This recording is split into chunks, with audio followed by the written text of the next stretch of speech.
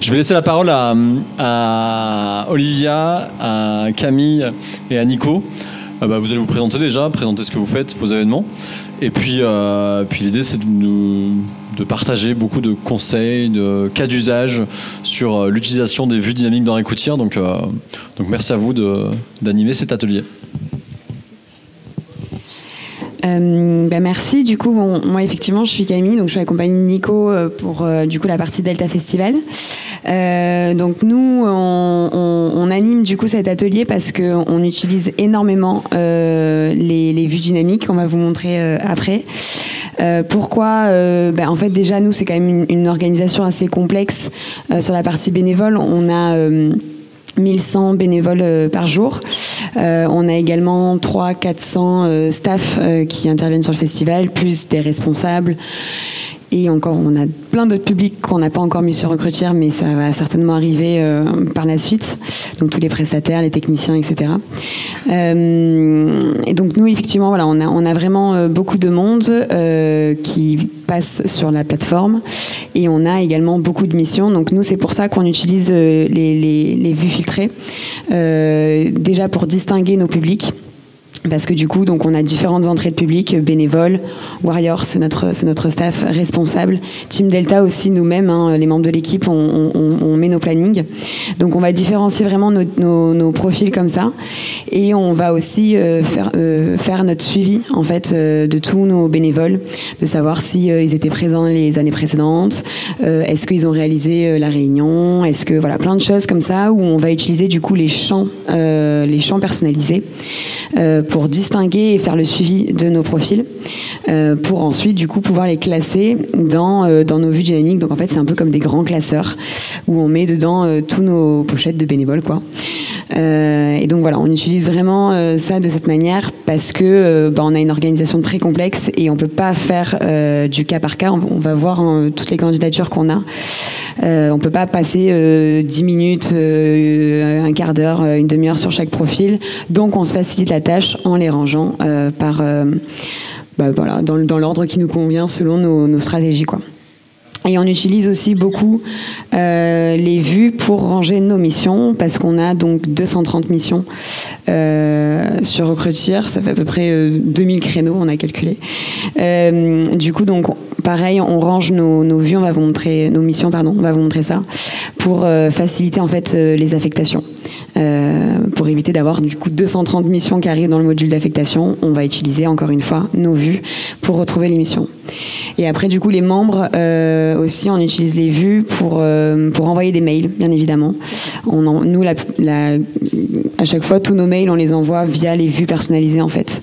On veut que ce soit que certaines personnes et pas d'autres qui reçoivent le mail. Donc voilà en fait pour introduire un petit peu pourquoi est-ce qu'on utilise ces vues.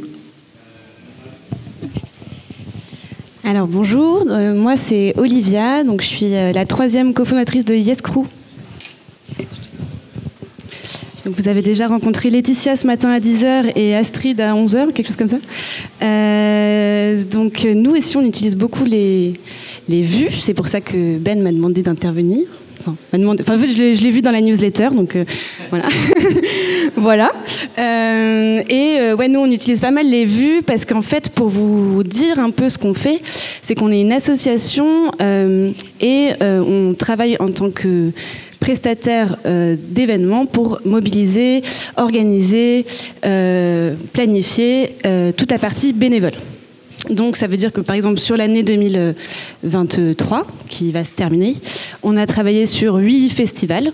Donc on est sur le territoire de la métropole de Lyon. Donc on a par exemple travaillé avec Nuit Sonore, avec Quai du Polar, avec Peinture Fraîche, avec un festival de musique baroque. Donc on est un peu sur tous les styles quoi. Et donc du coup, on a des fois des événements qui durent 2 jours, des fois des événements qui durent 3 mois, des fois sur un lieu, des fois sur 60 lieux. Donc c'est bien de pouvoir mettre un petit peu d'ordre dans tout ça. Et nous, ça nous permet de pouvoir directement aller contacter un groupe de personnes sur un sujet spécifique ou commencer les affectations par ceux qui ont des disponibilités vraiment ric-rac. Enfin voilà. Et donc, du coup, on a fait le test de combien de vues on avait. Alors nous, par exemple, on a 8 événements et on en a 7 avec Recrutir. Et sur ces 7 événements-là, on a 181 vues membres et 50 vues mission. Voilà, pas mal. Je ne sais pas si vous utilisez tous ici les vues personnalisées. Ouais. Alors qui les utilise? Qui les utilise pas? Donc tout le monde, ok. Voilà. Et, je sais pas, t'as dit toi combien? Effectivement, nous on a 146 vues membres, du coup que sur l'événement Delta. Parce qu'on a aussi d'autres événements, des programmes annuels, etc. Donc on va même pas vous présenter ça. Mais du coup, juste sur l'événement Delta, ouais, on a 146 membres, enfin vues dans les membres. Dont 70, et on va vous présenter ça aussi, pour toute la synchronisation avec WithEvent. Et ensuite, pour différencier nos missions, on a 31 vues, il me semble. C'est ça. Du coup, on va commencer par... je maîtrise très mal le micro. Alors, tac.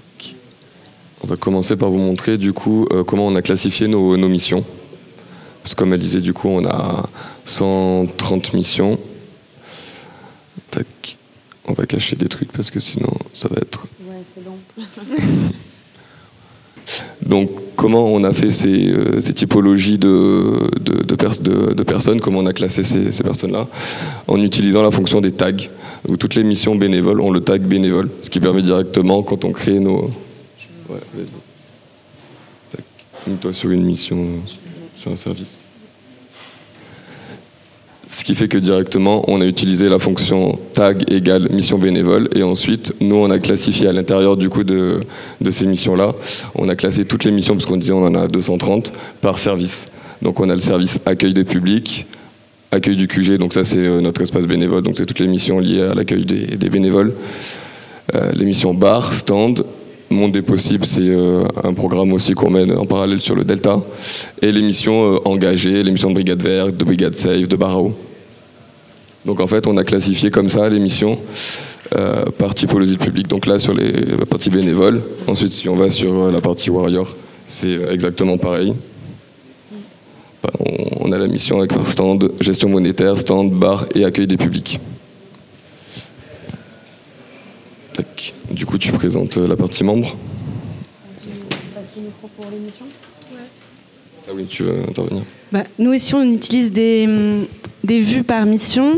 Alors nous, pour le coup, ça va être plutôt pour regrouper les missions soit par lieu.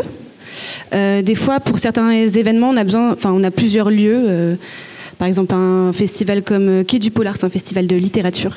On a 3 lieux principaux. On va avoir besoin, pour des questions de jauge, de savoir, d'avoir rapidement accès à toutes les missions, de cet événement-là. Alors, est-ce que je le trouve? Parce que moi, du coup, j'ai plein de trucs. C'est sur une lumière.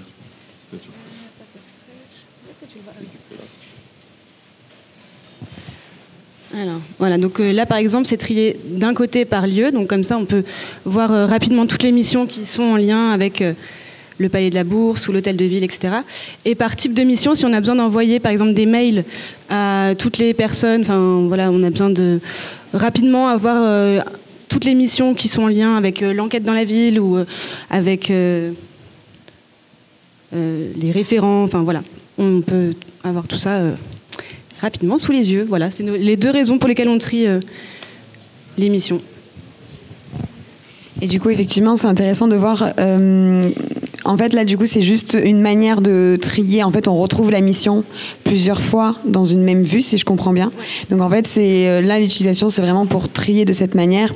Alors que nous, on retrouve à chaque fois qu'une seule mission, la mission dans une seule vue. Donc, voilà, c'est intéressant aussi de voir un petit peu les différentes stratégies de tri, quoi. Ouais. Par exemple, sur un autre festival, le Festival Lumière à Lyon, c'est un festival de cinéma classique. On va avoir, je l'ai dit tout à l'heure, 60 lieux, mais dans la majorité des lieux, il y a 3 missions différentes. Donc des fois, on a besoin d'avoir les missions, ceux qui ont tous la même mission, on a besoin d'avoir toutes les missions, voilà. Et des fois, on a besoin de savoir par lieu. Donc c'est 2 manières de croiser les infos, quoi.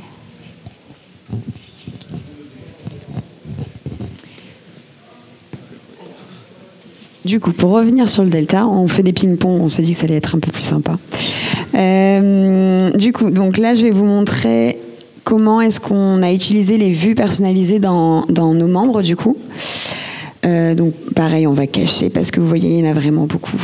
Vraiment, vraiment. Hop.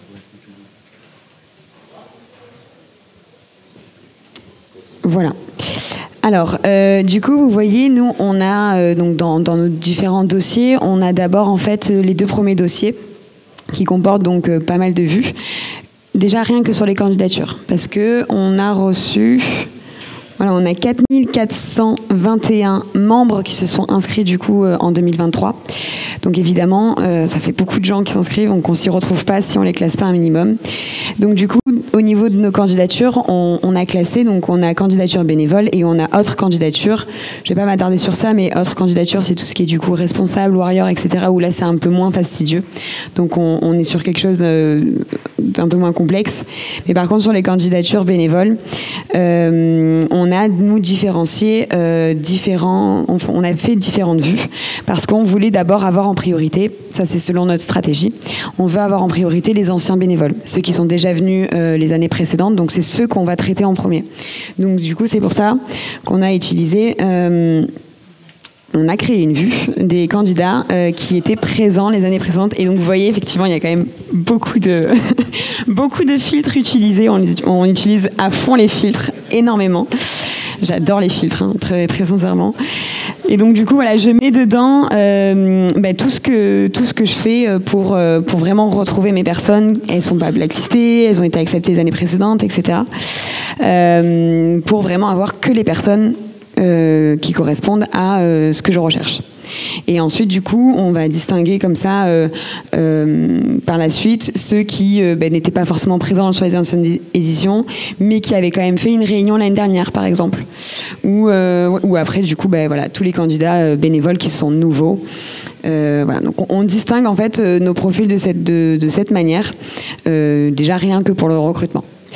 Donc après, voilà, je ne vais pas forcément rentrer dans le détail de tous les filtres, hein, sinon on en a pour la journée entière. Et ensuite, vous voyez, derrière, on a différents dossiers encore, où du coup, par exemple, ici, on va retrouver tous les bénévoles qu'on a du coup préacceptés. Donc, on a regardé leur formulaire, ok, ils ont l'air, ça, on accepte. Du coup, on va les inviter du coup à suivre une réunion. Cette réunion va être indispensable pour la suite de la candidature. Et donc là, du coup, on va les classer dans des dossiers où, vous voyez, on distingue anciens et nouveaux. Toujours pareil, hein, les anciens sont prioritaires. Et par service également, puisque du coup, nous, avec Nicolas, on est accompagnés de 3 stagiaires cette année. Et du coup, chaque stagiaire gérait certains services. Et donc, du coup, voilà, là, les bénévoles se retrouvent dans cette vue personnalisée. Et ça leur permet, du coup, de leur envoyer un mail pour dire, OK, voilà, tu as été préaccepté dans ce service-là. Du coup, on t'invite à suivre une réunion. Voilà, donc du coup, c'est comme ça que ça se passe. Et ensuite, voilà, toute la suite, on a créé des listes d'attente, etc., toujours par service. Donc voilà un peu comment on classifie tous nos membres. Et après, du coup, on arrive à la fin à tous les membres qui sont affectés. Donc toujours pareil, par différentes typologies de bénévoles, enfin de membres, en fait, de manière générale. Voilà, après, nous, c'est sûr qu'on utilise beaucoup de champs dynamiques, comme je disais au début, sur est-ce qu'il a fait la réunion, parce que du coup, quand il a fait la réunion, hop, on lui coche un champ, du coup, il bascule dans une autre vue, etc., etc. C'est dynamique, quoi. Et donc, voilà, on va utiliser vraiment une multitude de champs, et je crois que tu vas parler de ça aussi pour ta partie sur les membres. Ouais, carrément. Nous, on utilise beaucoup les vues personnalisées pour le suivi de nous, où est-ce qu'on en est dans l'événement.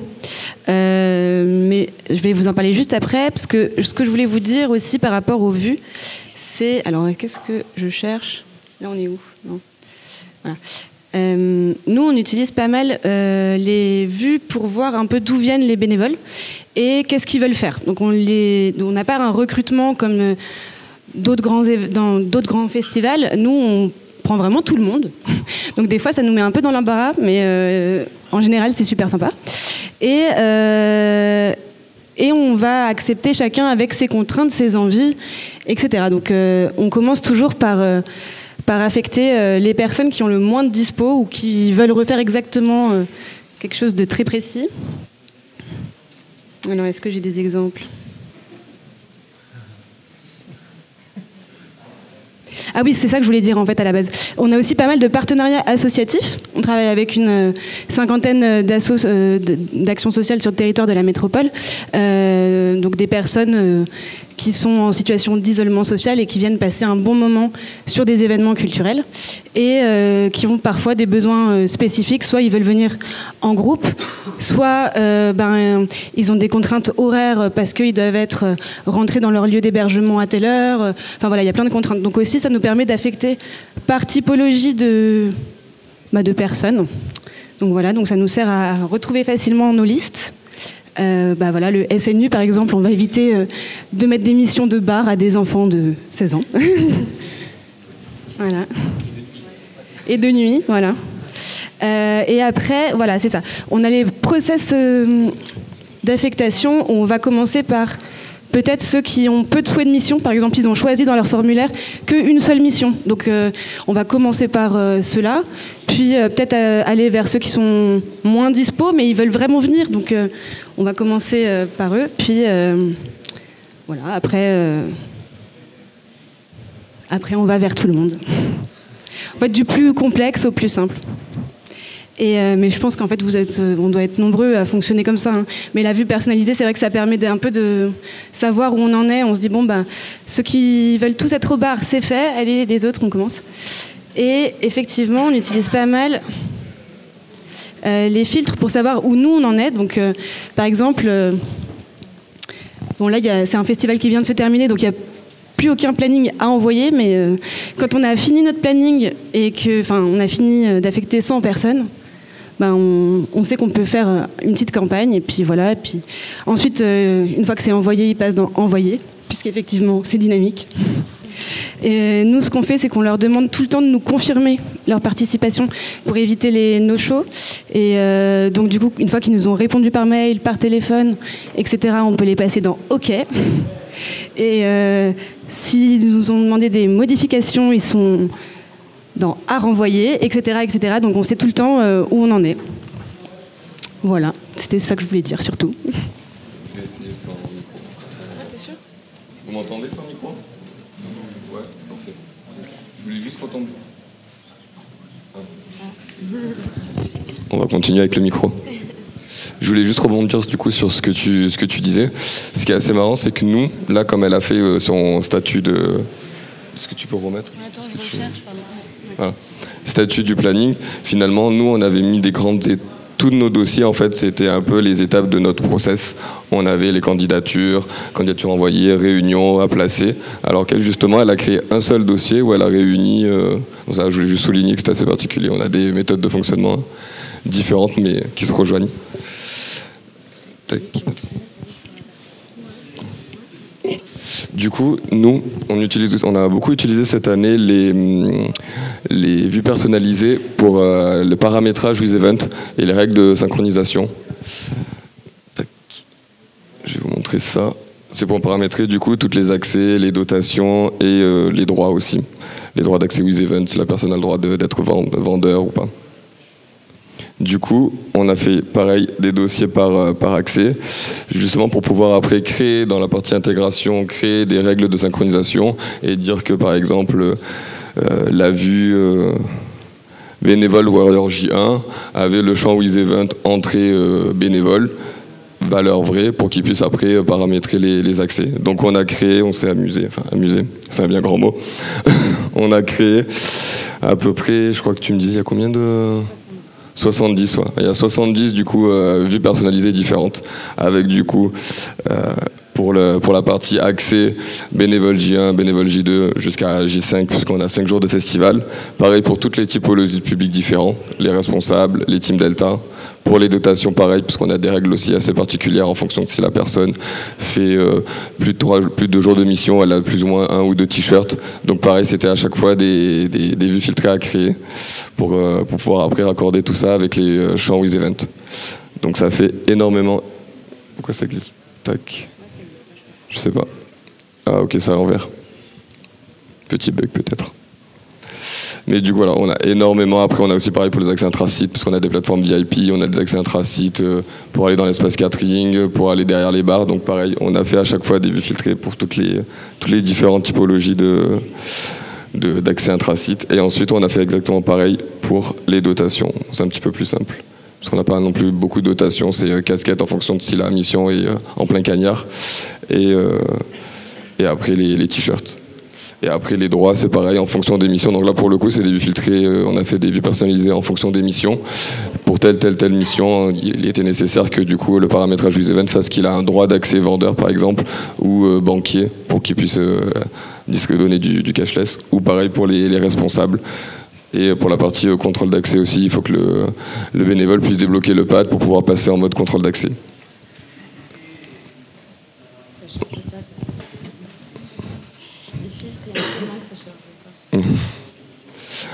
Voilà. Est-ce que vous avez quelque chose à rajouter peut-être ? Non, mais en fait, moi, j'allais vous montrer à peu près la même chose, donc je vais peut-être pas le faire, mais c'est vrai que nous aussi, on utilise sur certains événements les vues pour les accès et les invitations, notamment sur Nuit Sonore. Et puis aussi pour les petits... les super commandes de t-shirts où on a besoin de savoir la taille à peu près, qu'on a besoin de commander le nombre, etc. Et les repas, enfin voilà, c'est des choses très pratico-pratiques qui sont faciles à retrouver et qui évitent les comptages sur des tableaux Excel qui n'en finissent plus.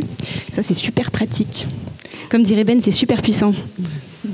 Oui, parce qu'effectivement, là, c'est juste les vues qui sont enregistrées. Voilà, c'est que là, en fait, quand nous, on veut vérifier une information, en fait, on l'utilise tout le temps, quoi. Donc, Oui, parce qu'en fait, c'est vrai que sur les événements que vous voyez là, la plupart sont clôturés, en fait. Donc, il y a plein de vues qu'on crée tous un peu au fur et à mesure et qu'on supprime. Typiquement, les tailles de t-shirt, bon, on va pas le garder en souvenir. Voilà, le nombre de repas à commander, etc. Ce qui est bien aussi, c'est que du coup, toutes ces vues qui sont enregistrées, dès qu'après on veut communiquer avec n'importe quelle typologie de bénévole, si par exemple, moi j'ai une information importante à donner à mes warriors du bar, je peux directement sélectionner une vue, envoyer une campagne de mail ciblée. En fait, tout est déjà enregistré. On a tellement finalement créé de vues qu'on n'a plus besoin de réfléchir à en créer des nouvelles, parce que je pense qu'on a un peu, nous, personnellement, tous les cas possibles et inimaginables. Et j'allais juste dire un truc par rapport aux vues filtrées. Il y a plusieurs choses qui sont possibles. Donc du coup, c'est les campagnes qu'on utilise le plus souvent en fait avec les vues. Mais sinon, on peut aussi faire des exports. Donc si tu as besoin d'avoir tous tes bénévoles qui ont eu une casquette par exemple, non mais voilà, tu peux le faire par ordre alphabétique, etc. Parce que maintenant, on peut en plus trier soit par date d'affectation, soit par voilà. Super. Et aussi le mass edit. Je ne sais pas si vous utilisez le mass edit, mais c'est quelque chose qui est sorti quelque temps. Ça, c'est super, le mass edit. Hein. Voilà. Tous mes plannings que je viens d'envoyer, qui sont dans mon truc à envoyer, hop, tac, je mass edit et je passe en envoyer le telle date. Et voilà, c'est trop fort. Trop bien, ça. Et moi, ça me fait penser aussi, vous voyez, nous, on voit typiquement le statut du membre. Ça, c'est un champ personnalisé qu'on a créé. C'est le champ le plus important pour nous, qui permet de distinguer s'il est bénévole, s'il est warrior bar. Bon, voilà, on fait des distinctions pour ce qui est important pour nous. Et ça, typiquement, on a utilisé, en fait, il a automatiquement ce statut qui se met dès lors qu'il va remplir ce formulaire. Donc, en gros, on a créé un formulaire uniquement pour les bénévoles, un formulaire uniquement pour les warriors, un formulaire, etc., etc. Et du coup, dès lors qu'il remplit ce formulaire, il y a la fonction où ça lui met ce champ. Et donc, du coup, ça va directement le classer dans la bonne vue. Donc ça, du coup, c'est des choses qui sont automatiques et qui, du coup, font gagner énormément de temps. Et je pensais aussi, du coup, par rapport à ce qu'on disait tout à l'heure, de pouvoir distinguer nos profils. Nous, typiquement, pour la petite anecdote, on a eu notre dernière journée qui a été annulée cette année à cause de la pluie. Et du coup, il a fallu prévenir les bénévoles en question. Et l'avant-dernier jour, c'était juste le soir qu'on a fermé un peu plus tôt. Donc du coup, il fallait qu'on envoie un mail à nos bénévoles qui étaient placés sur la mission du soir, qui commençait à partir de telle heure, etc. Donc en fait, on a pu vraiment sélectionner toutes les missions sur lesquelles étaient affectés les membres à qui on voulait envoyer le mail pour qu'ils soient informés de cette information qui était du coup information qu'il faut donner assez rapidement. Donc on a pu en fait réagir très rapidement grâce à ça, quoi. Et peut-être, voilà, pour conclure, je pense qu'il y a plein de manières. Je pense qu'on n'a pas du tout été exhaustif sur la manière dont on utilise les vues, mais parce que je pense que chaque organisation a sa tambouille et en fait, faut un peu y aller, regarder les champs personnalisés et voilà, peut-être qu'il y a des trucs qu'on vous a montrés qui vous serviraient pas et peut-être que vous avez pas vu dans nos vues des choses que vous utilisez. Dans ce cas-là, n'hésitez pas parce qu'on adore ça. Ouais, faut pas hésiter à se balader sur les différents filtres. Toute la possibilité.